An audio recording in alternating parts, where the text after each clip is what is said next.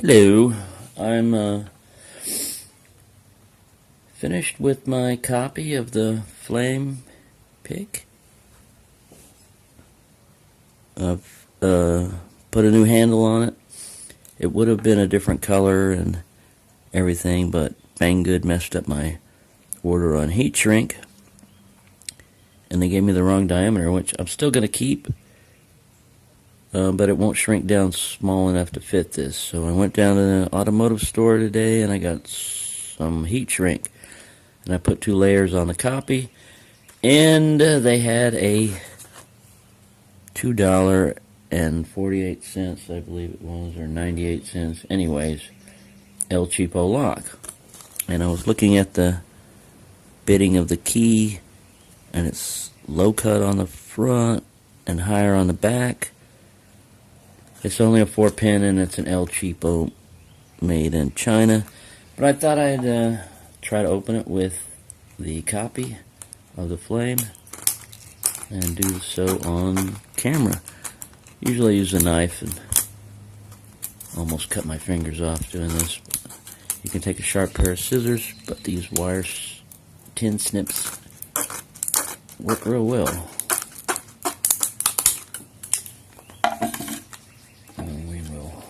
Pop open the lock.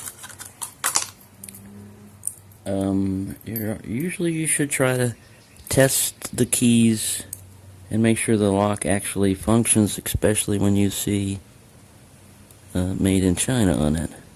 However, I don't think I'm going to do that. I don't always obey rules and laws and shit. I do on lock picking. I don't break the laws on that. But I don't always obey my own advice.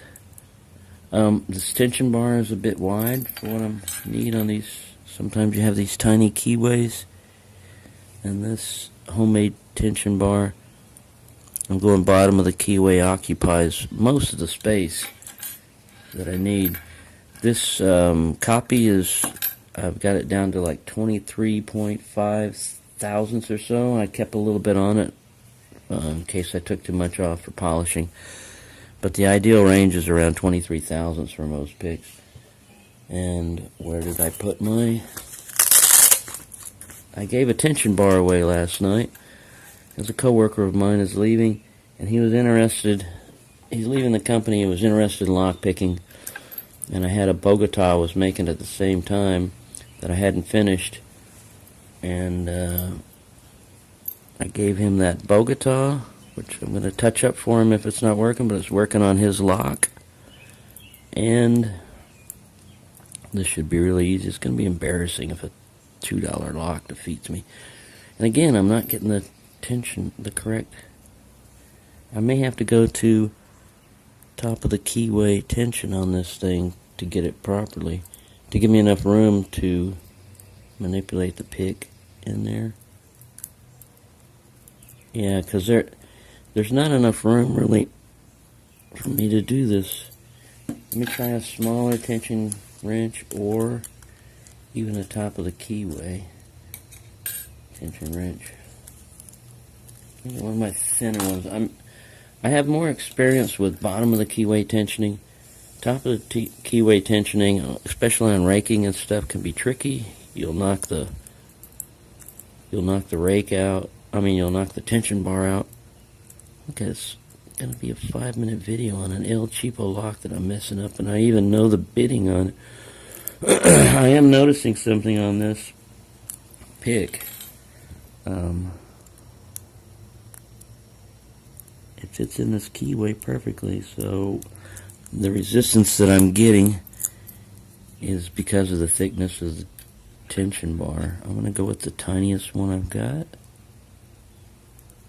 That's the problem with some of these El Cheapo locks. They're smaller keyways, smaller pins, and they can be a challenge.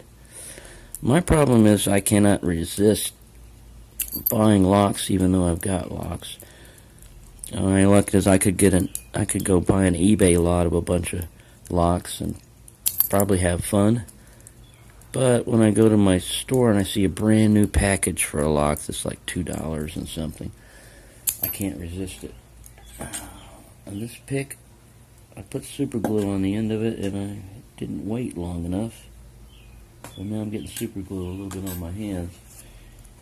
Anyway, let me break out a Bogota. I don't want to stretch this video out too long.